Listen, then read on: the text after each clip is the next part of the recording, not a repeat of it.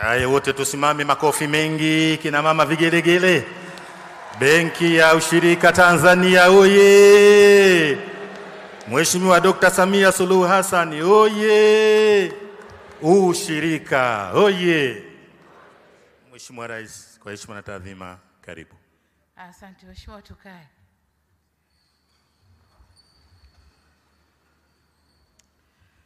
Mheshimiwa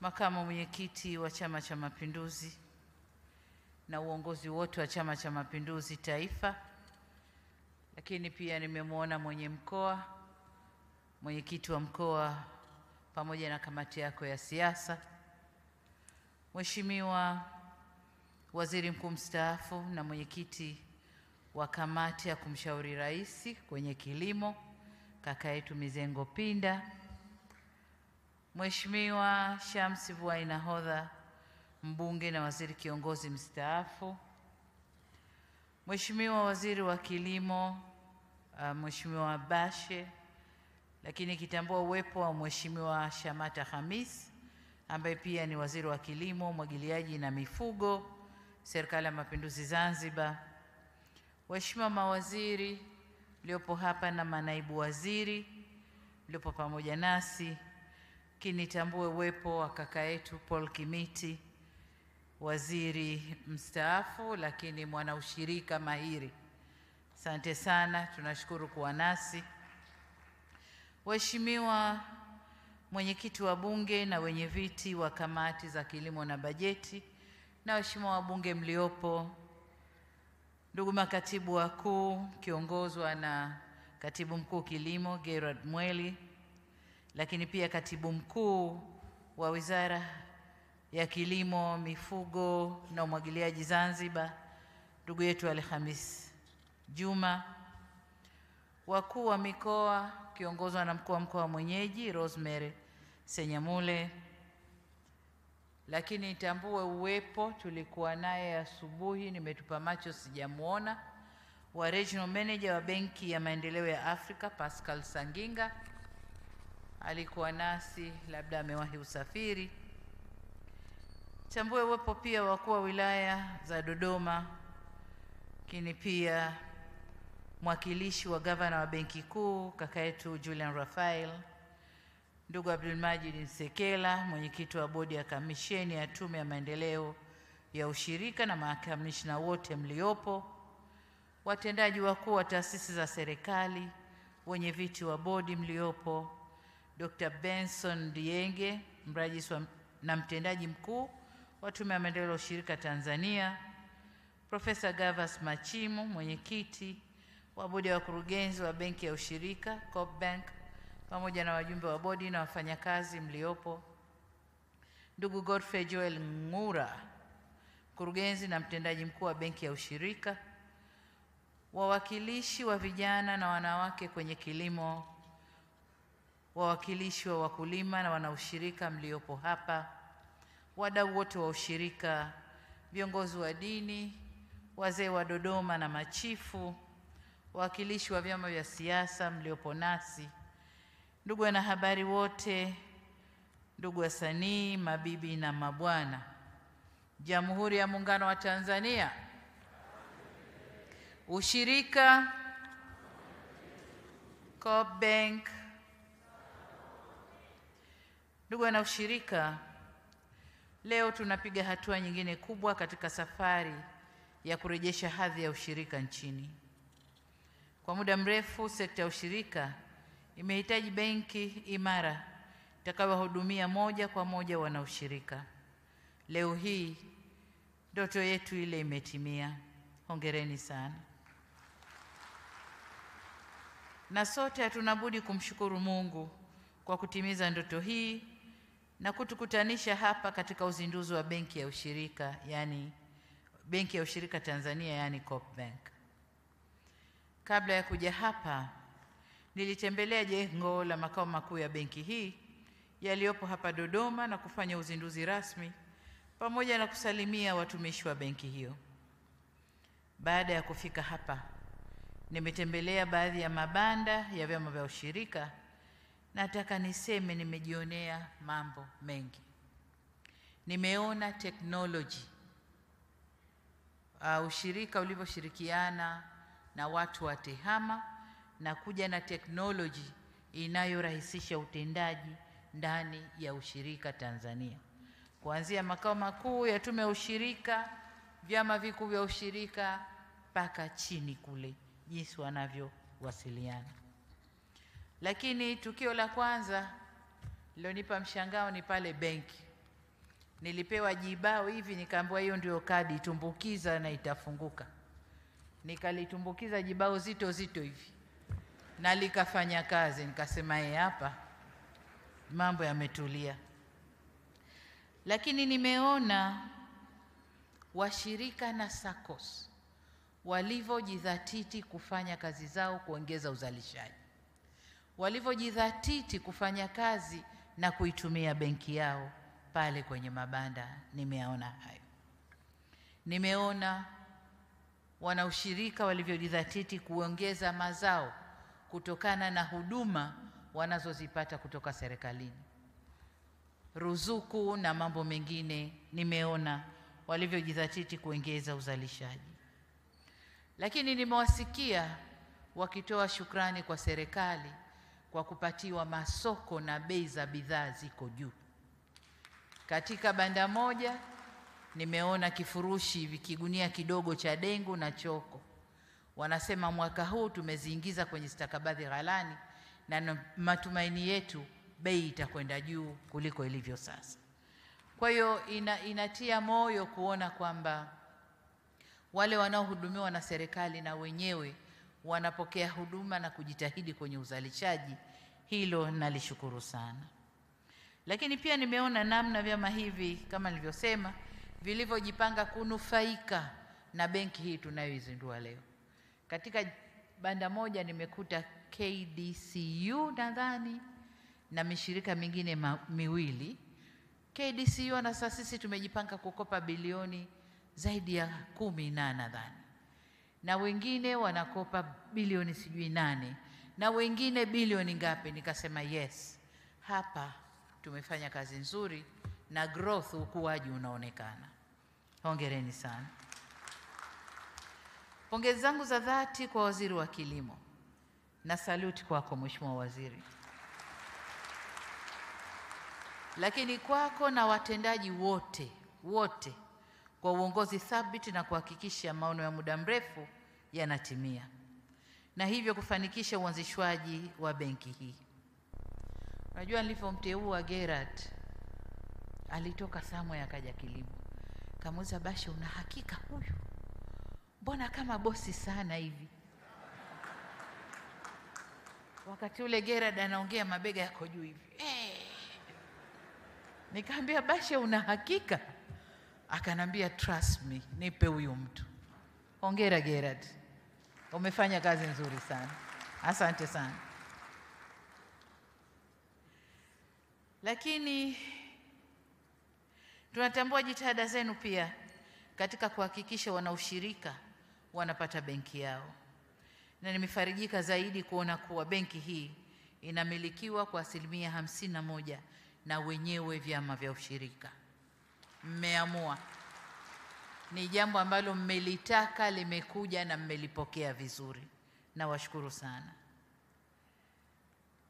Sasa shukrani zangu za pili ni kwangu pia, kwenu, kutoka kwangu binafsi, kwa kunipa fursa na mimi ya kuchangia na kuwa mwana ushirika, na washukuru sana. Ndugu wana ushirika, uanzishwaji wa benki hii sio kwa bahati mbaya, bali ni utekelezaji wa ilani ya Chama cha Mapinduzi hii tunayomalizia mwaka huu 2020-2025. Pia ni utekelezaji wa mawazo yaliyokuwepo kwa muda mrefu, ambapo huko nyuma kuliwekwa misingi thabiti iliyojenga kufanya sekta ya ushirika kufikia kuwa na benki kubwa ya namna hii.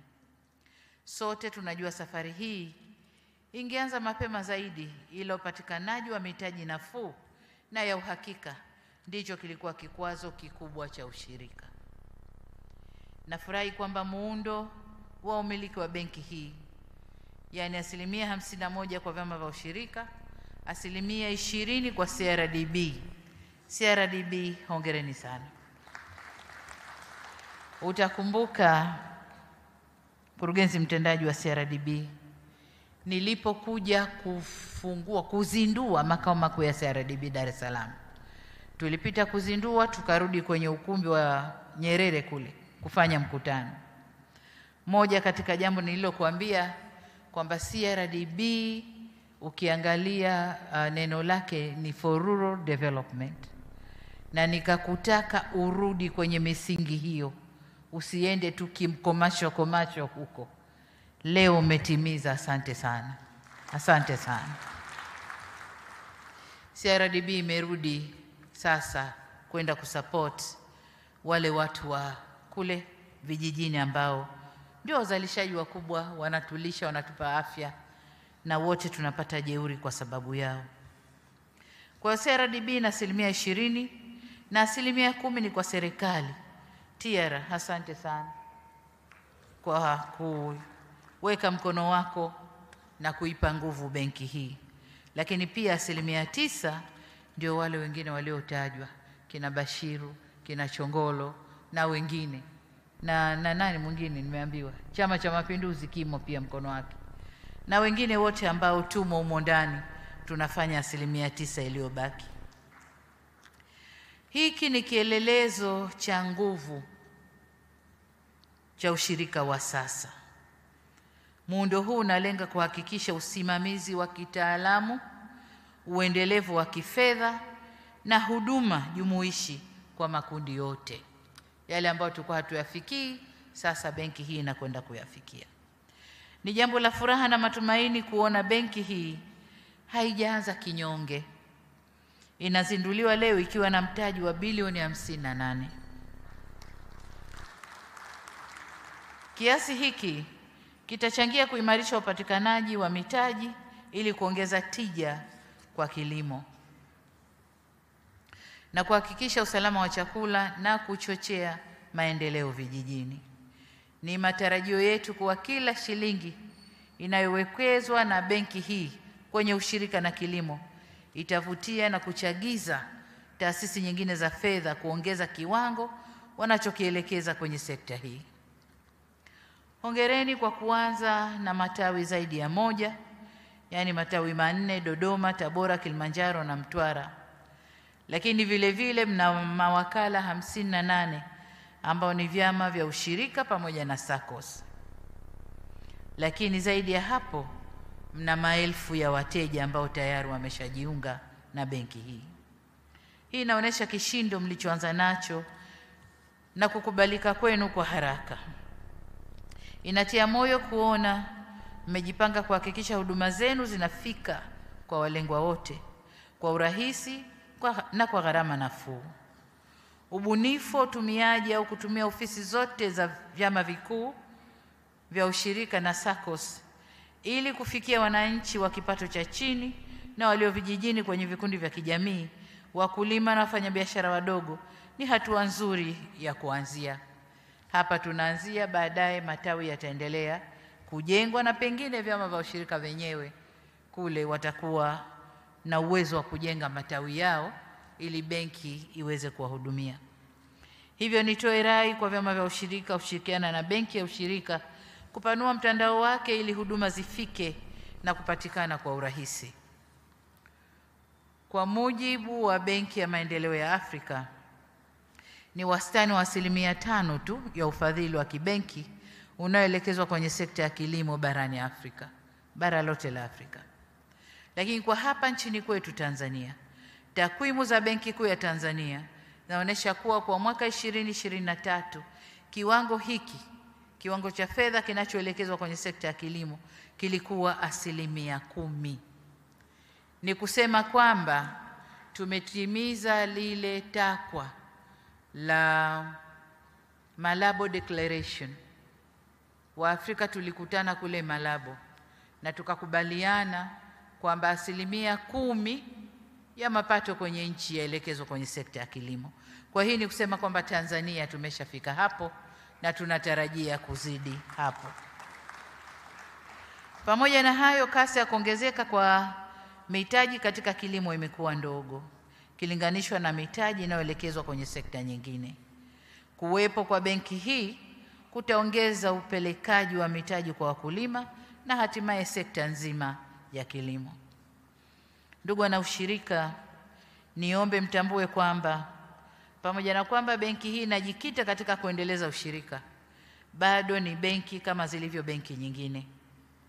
Kama ambavyo kwenye ushirika tuna misingi yetu ikiwemo demokrasia, na huku kwenye benki kuna misingi iliyowekwa na Benki Kuu ya Tanzania ambayo sharti na yenyewe zingatiwe.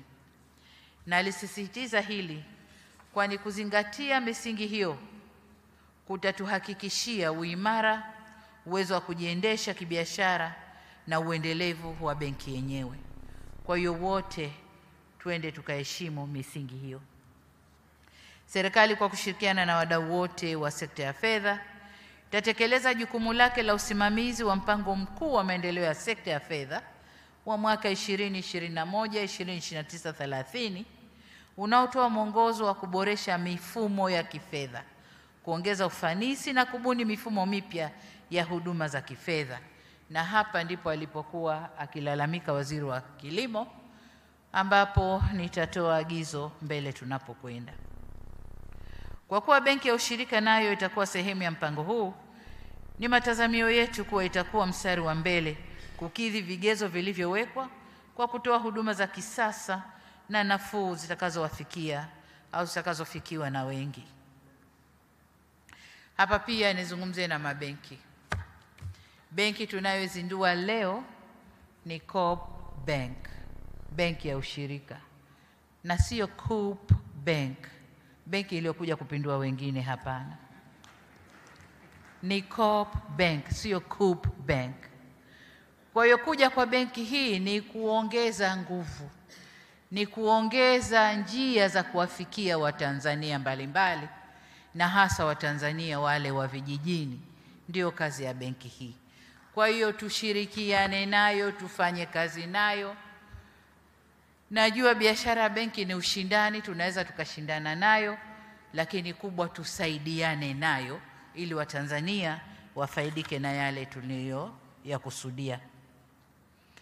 Kwa hiyo pongezi zangu tena kwa CRDB kwa kuonesha njia, lakini na wengine naomba uko mbele basi na nyinyi muingie muisaidie ili iweze kutimiza malengo yake. Ndugu na ushirika na Watanzania wenzangu, nimetaarifiwa kuwa jana mlikuwa na kongamano ambalo lilitoa tafakuri pana ya historia ya ushirika nchini, ikiwemo changamoto zilizopo na mchango mpana wa ushirika kwa nchi, sekta ya kilimo na mkulima mmoja mmoja. Hongereni sana. Na naambiwa moja katika walimu mahiri jana walioeleza vizuri zaidi, mdogo wangu Bashiru alikuwa mmoja wapo. Asante sana. Hongereni sana. Ni matumaini yangu kuwa tafakuri hii itakuwa chachu ya kuzipatia ufumbuzi changamoto zilizopo pamoja na kufanya maboresho ili kuleta maendeleo zaidi. Dhamira yetu kwa sasa ni kuona ushirika unachukua nafasi yake ili iongeze tija kwenye kilimo na kuongeza mchango kwenye pato la taifa. Serikali imechukua hatua madhubuti ya kuimarisha sekta ya kilimo kama ilivyoelezwa na waziri pale, ili kuongeza uzalishaji, kuhakikisha usalama wa chakula na kukuza kilimo biashara. Lakini pamoja na hatua hizo, bado sekta ya kilimo kwa sasa inakuwa kwa 4.2% mpaka mwaka jana 2024. Tunategemea kidogo mwaka huu kwa 5%, na miaka inavyokwenda tutakwenda kukua kila miaka inavyopita. Lengo letu ni kuifanya sekta hii, kwa sasa inachangia kama 26% hivi ya pato la taifa mpaka takwimu za mwaka jana. Sasa lengo letu ni kuifanya sekta hii kuwe kwa 10% ili iwe na mchango mkubwa zaidi kwenye pato la taifa. Swali sasa hapa ni je, baada ya kuanzishwa kwa benki ya ushirika ni nini kinahitajika ili ushirika uwe nyenzo ya kuharakisha utekelezaji wa malengo haya niliyoyataja? Hapa maeneo kadhaa au yapo maeneo kadhaa ambayo inabidi kuangalia kwa karibu, na hata hapa nitagusia matatu makubwa. La kwanza, kujenga ushirika imara. Nilikuwa namsikiliza vizuri Makwi alosoma shairi, alotuambia historia ya ushirika lakini kwa shairi. Nikasikiliza historia yote ile ya ushirika, ups and downs, lakini kwa uelewa wangu miaka labda 20, 15 nyuma, 30, ushirika haukuwa unafanya vizuri kabisa. Na wale walokuwa hawana imani sana na ushirika, mimi nilikuwa mmoja wapo, so Bashe peke yake. Nilikuwa naona kama ushirika ni chaka la wizi, na nadhani siku nilozungumza nanyi Ikulu nilisema hivyo. Nendeni mkabadilike, ushirika mna sifa mbaya. Lakini jinsi tunavyokwenda, viongozi wapya kuingia, mifumo kubadilishwa, hili kubadilishwa, ushirika sasa umesimama vizuri. Umesimama vizuri kiasi ambacho unazidi kunipa hamu nifanye zaidi kusaidia maendeleo ya ushirika nchini. Kwa hiyo kwa wale viongozi wanaohusika na ushirika, tume ya ushirika na wengine, nendeni kasimamieni ushirika uwe imara zaidi, ushirika ambao unaweza kufanya mambo makubwa wenyewe. Nakumbuka mwaka nadhani kwa 2018 nilifanya ziara Shinyanga. Pofika Shinyanga, kuzungumza, kuna bwana ambaye sasa hivi ni mbunge anaitwa Cherehani. Alikuwa ni mwenyekiti wa ushirika kule Shinyanga. Yupo mwenyewe yule pale. Alikuja kuniona akaniambia, Mheshimiwa Makamu wa Rais, sisi wana ushirika tunacheleweshwa kupata mbegu, tunacheleweshwa kupata pembejeo, kupata mbolea, kupata nini. Tupeni ruhusa, sisi tuna pesa yetu, tuagize wenyewe. Nikamuuliza, kwani bwana mkubwa kikwazo kiko wapi? Akanambia huko tume ya ushirika huko. Wamebana, hawataki tuagize wenyewe, lazima watuagizie wao. Na wakituagizia wao, vinakuja mbegu feki, mbolea haifanyi kazi, sijui vitu gani vinachelewa, kwa hiyo wanatuvuruga. Leo nashukuru tumefika hapa. Benki ipo, kakopeni vyama vikuu vya ushirika, muelewane na tume ya ushirika, muagize mahitaji yenu jinsi mnavyotaka, kwa sababu pesa mtakuwa mnayo.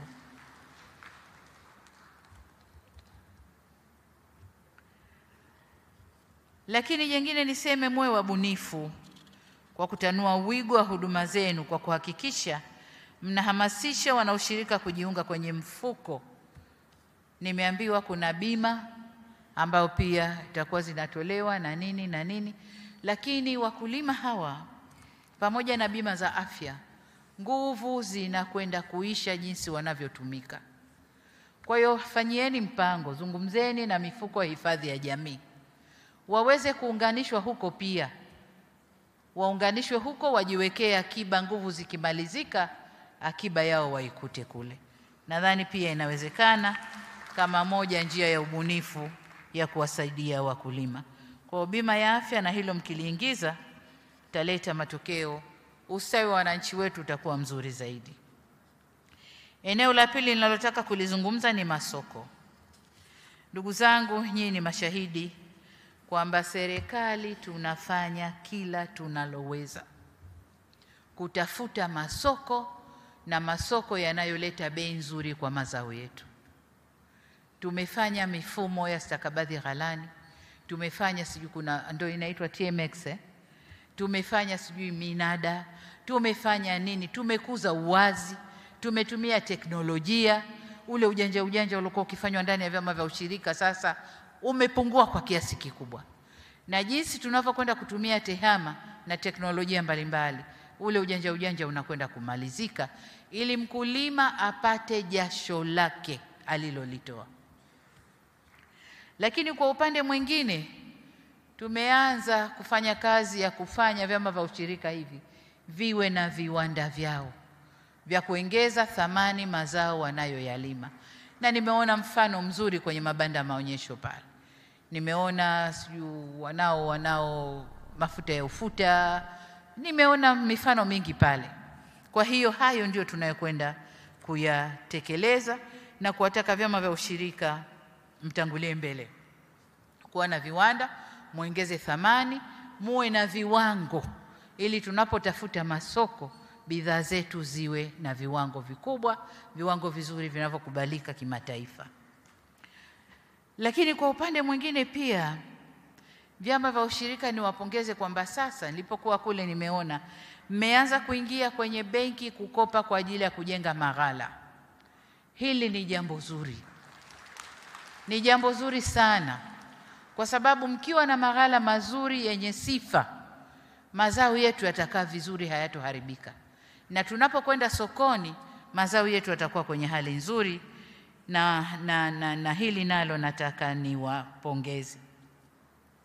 Tumefungua masoko mapya. Maparachichi, mashudu ya alizeti, mahindi meupe, mihogo, yote ina soko.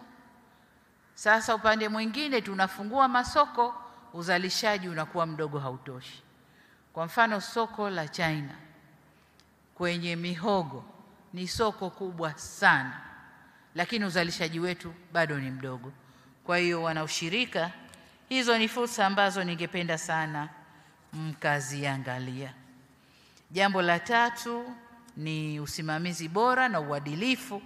Nimeshalisemea vizuri kwenye vyama vya ushirika. Naomba wale wanaosimamia vyama vya ushirika wakajitahidi vyama hivi, mbali ya tume na vingine, vile vyama vikuu na vyama vidogo AMCOS, huko ndo kulikuwa kuna uonevu mwingi kwa wakulima. Naomba mkasimamie uadilifu na uwajibikaji ili vyama vya ushirika, ushirika wetu Tanzania, iwe ndiyo nyenzo ya kuleta maendeleo kama ilivyokusudiwa huko nyuma na waasisi wetu. Naomba mkasimamie hayo. Sasa ndugu mrajis na mtendaji mkuu wa Tume ya Maendeleo ya Ushirika, hadi sasa tumepiga hatua kubwa katika kujibu changamoto za upatikanaji wa mitaji, swala ambalo lilikuwa moja ya maeneo 7 ya kimkakati ya bodi ya vyama vya ushirika. Sasa nitake tume ikaimarisha usimamizi wa ushirika ili vyama vijiendeshe kibiashara. Vyama vijiendeshe kibiashara kwa uwazi, na taarifa za uendeshaji na mahesabu ziwasilishwe kwa wakati. Na hiki ndio kilikuwa kilio cha wanaushirika wengi. Nasema uongo ndugu zangu wanaushirika? Kilio kikubwa kilikuwa mahesabu hayasomwi. Mkitaka kuona mahesabu viongozi wanang'ang'ana na hivyo. Kwa hiyo sasa hayo yote yakaondoshwa ili kujenga imani kwa wanaushirika na waone ushirika ndio njia ya kuwainua na kuleta maendeleo kwao binafsi, lakini kwa nchi pia. Vile vile ni wakati sasa wa kuvitaka vyama vyote vya ushirika kutumia mifumo ya tehama. Nilipotembelea lile banda la wanaitwaje wale tulo nani? Silicon. Nilipotembelea hao wameniambia wako tayari na wana teknolojia ya kuunganisha vyama vyote vikubwa vidogo na nini. Kwa hiyo itategemea tume sasa mnawapa tenda kiasi gani ili waweze kuunganisha na kutoa mafunzo ili vyama vya ushirika viweze kuwasiliana. Kwa hiyo hilo nalo nataka mkalisimamie. Maeneo ya msisitizo na maagizo ya serikali kwa ndugu wana ushirika. La kwanza, lakini hili litakwenda kwa Wizara ya Kilimo, lakini kwa wana ushirika na benki ya ushirika niwahakikishie kuwa serikali itaendelea kuhakikisha ushirika unaleta maendeleo ya kweli kwa jamii ya Watanzania. Lakini katika kufanya hivyo, Wizara ya Kilimo muende mkaangalie sekta ya ushirika kwa ukaribu zaidi. Muendelee kuilea na kuhamasisha wakulima kujiunga na vyama vya ushirika ili kuendelea kunufaika na upatikanaji wa masoko na mitaji kwa ajili ya kujiendeleza kiuchumi. Lakini jengine ni lile ulilolizungumza, niagize sasa Wizara ya Fedha, probably Benki Kuu, kaka yangu Raphael uko hapa, Wizara ya Kilimo, kaeni mzungumze. Mfikie pahali mje na sera itakayo, sijui sera uniseme mwongozo utakao tutoa kwenye hili ombwe la mikopo katika sekta ya kilimo. Kuwe kuna clear sura ambayo kwa Tanzania tunajua sera yetu inayoongozwa na Benki Kuu kwenye mikopo ya sekta ya kilimo ni hii. Nani anafanya nini? TADB anafanya nini? Benki ya washirika wanafanya nini? Mabenki mengine yanafanya nini? Hivyo naomba kaeni wote, mko serikali moja, kaeni mzungumze, na imani hamtaacha kuja na suluhisho kwenye hili. Lakini jengine kama ulivyosema vizuri, na hili lilikuwa agizo langu lakini tuliponong'ona umelichukua, ni kwamba fedha itakayotoka AFDB iende kwenye mfuko wa pembejeo, lakini pia iende kwenye benki hii kufungua madirisha maalum kwa ajili ya wakulima. Kufungua madirisha kwa ajili ya wakulima ili tuhakikishe wakulima, au tuweze kuona kwamba wakulima wanakopesheka, mitaji inaongezeka na mazao yaweze kuongezwa thamani. Baada ya kusema hayo, ndugu zangu, sasa nitoe shukrani zangu kwanza kwa wote waliochangia kufanikisha jambo hili ambalo leo tumekusanyika kulifanya hapa. Na washukuru wote. Lakini shukrani yangu ya pili ni kwa wote mliokuja kwenye jambo hili. Najua mmetoka mbali, wengine wana ushirika, mmetoka maeneo mbalimbali Tanzania, mmekuja hapa kushuhudia jambo lenu likitimia. Na washukuru wote kwa kuja.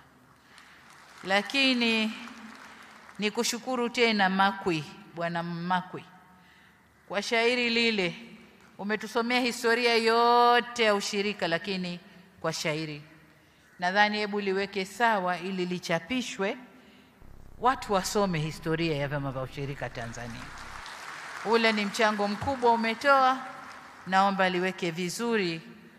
Kama utafanya marekebisho kidogo na nini, lakini ichapishwe, iwe ni moja kati ya documents ambazo Watanzania tutakuwa tunapitia na tujue historia ya vyama vya ushirika. Mwisho kabisa, wana ushirika, baada ya kusema hayo yote, sasa inayo heshima kutamka kuwa, na nilishafanya kule, lakini kule sikutamka, natamkia hapa. Kule niliweka jiwe, nilifungua, nikakata utepe, nikaingia ndani.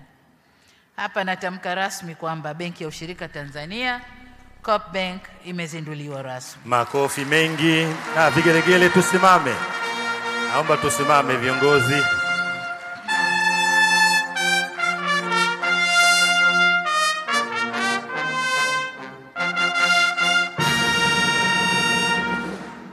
Asanteni sana. Ushirika, Benki ya Ushirika, Jamhuri ya Muungano wa Tanzania. Asanteni sana, tukae. Asante, naomba tumpigie makofi mengi ya shukurani Mheshimiwa Rais wetu wa Jamhuri ya Muungano wa Tanzania.